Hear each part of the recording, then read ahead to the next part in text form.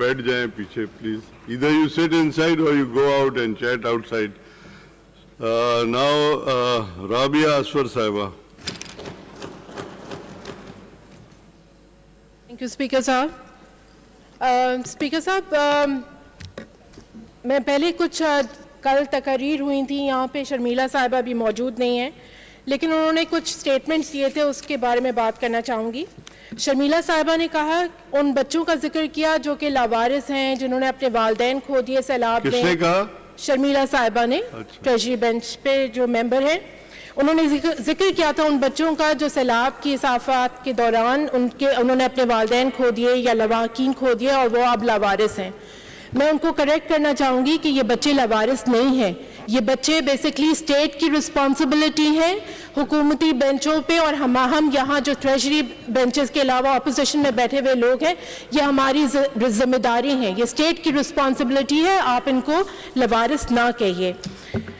फिर उन्होंने एक और बात कही कि जी उन्होंने कुछ इंसिडेंट्स का जिक्र किया, लेकिन मेरी उनसे गुजारिश ये है कि जज्बाती तकरीर जो है वो अपोजिशन साइड के लोग तो कर सकते हैं, लेकिन ट्रेजरी बेंचेस पे जो तकरीर हुई वो जज्बातियत से ज़्यादा थी, वो बल्कि डेटा पॉइंट से बैक्ड होनी चाहिए थी. जैसे अभी मेरी मिनिस्टर साहिबा जो हेल्थ की है, उन्होंने हमें डेटा और फैक्ट्स एंड फिगर्स के साथ बात की.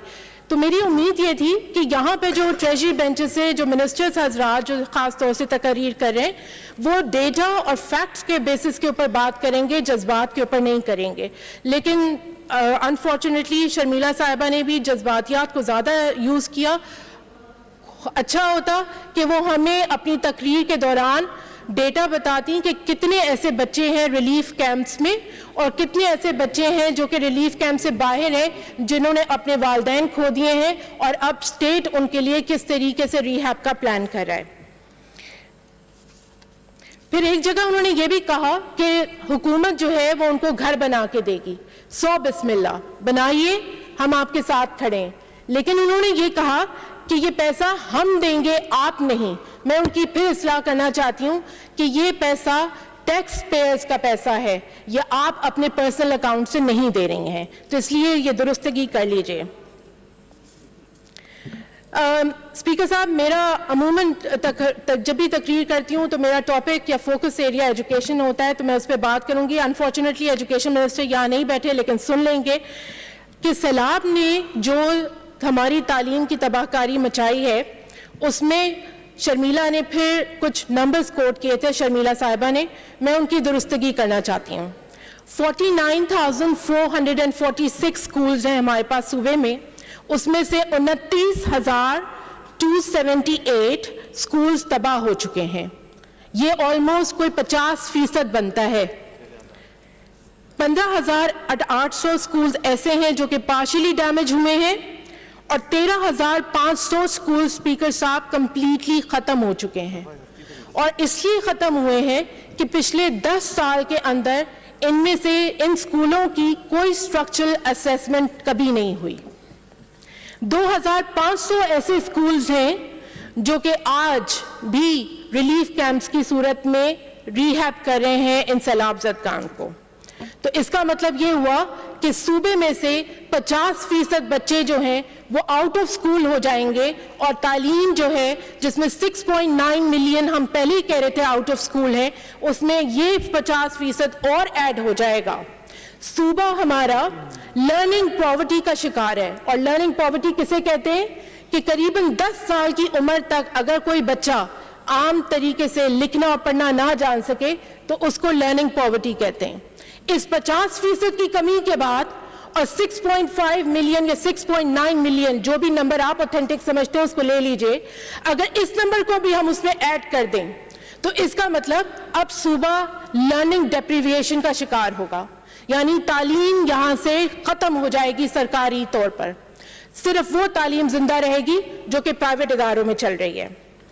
कोविड के दौरान हमारे पास कम से कम ऐसे 4 बच्चों में से 3 बच्चे ऐसे होते थे जो कि लर्निंग पॉवर्टी का शिकार होते थे. अब हम ये देख रहे हैं कि ये 4 बच्चे या ये 3 बच्चे ये भी स्कूल नहीं पहुंच सकेंगे. आसान अल्फाज में एक आम आदमी को समझने के लिए ये जरूरी है कि इस صوبے کے اندر جو کچھ ہم تعلیم کے ساتھ کر رہے ہیں، آہستہ آہستہ غریب کا بچہ صرف مزدوری کرے گا، تعلیم اس کا حق نہیں رہے گی. اور چائلڈ لیبر تو ہے ہی ہے، اس کا کوئی ڈیٹا ہم آج تک پرووائڈ نہیں کر سکی سندھ حکومت، اس لیے کہ وہ ڈیٹا پہ بلیو نہیں کرتے.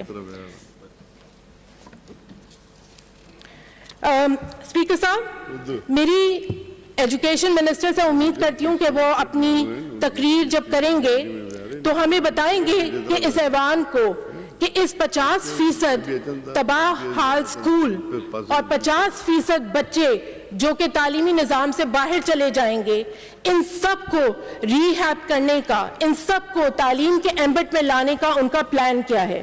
کیونکہ چیف منسٹر صاحب نے اپنی ایک تقریر میں بہت آسانی سے کہہ دیا کہ ہمیں کم سے کم تعلیم کو بحال کرنے میں 3 سال لگیں گے.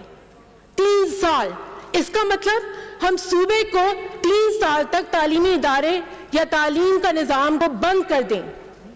3 سال لگیں گے ہمیں بچوں کو واپس اسکول کے اندر لے کے جانے کے لیے.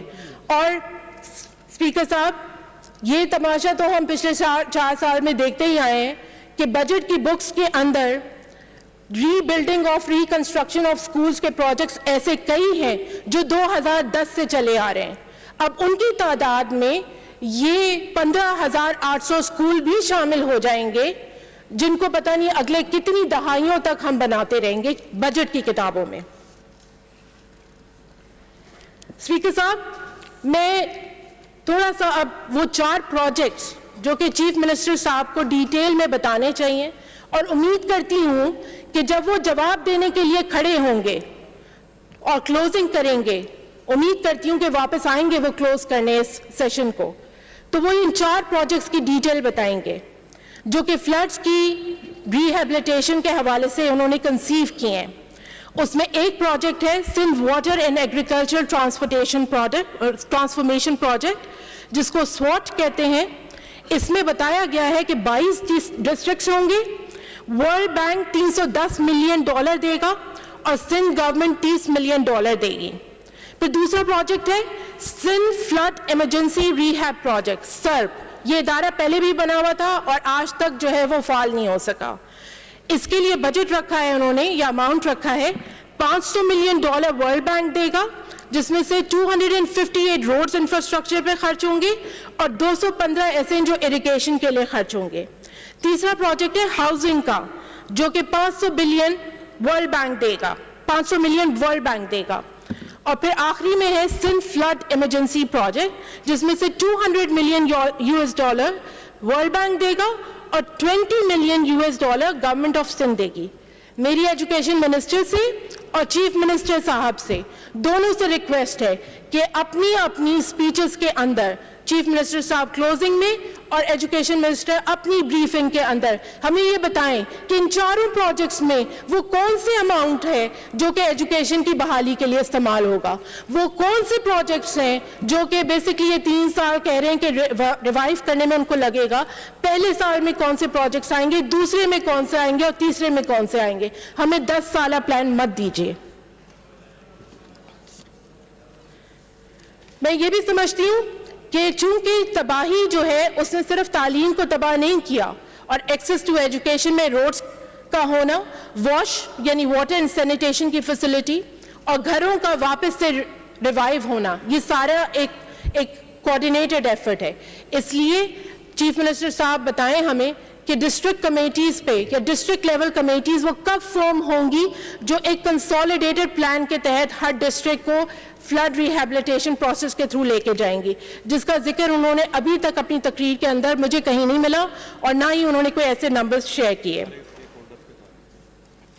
بٹ امید کرتی ہوں کہ سردار شاہ صاحب اپنی تقریر میں ہمیں وہ ضرور پروجیکٹس بتا سکیں گے جو کہ انہوں نے ان اماؤنٹس کے اندر رکھے ہوئے اور 3 سال کے اندر ایجوکیشن کی بحالی کے لیے استعمال کریں گے. اسپیکر صاحب، میں تھوڑا سا ماضی میں جانا چاہوں گی. واٹر کمیشن ایک کمیشن بنا تھا، جسٹس امیر مسلم ہانی صاحب نے بیسکلی اس کی صدارت کی تھی. 2016 میں بنا تھا. 2017 میں انہوں نے اپنی رپورٹ پیش کی تھی. سیلاب آ گیا، سیلاب چلا گیا. اب ہے بات ریہیب پروسیس کی.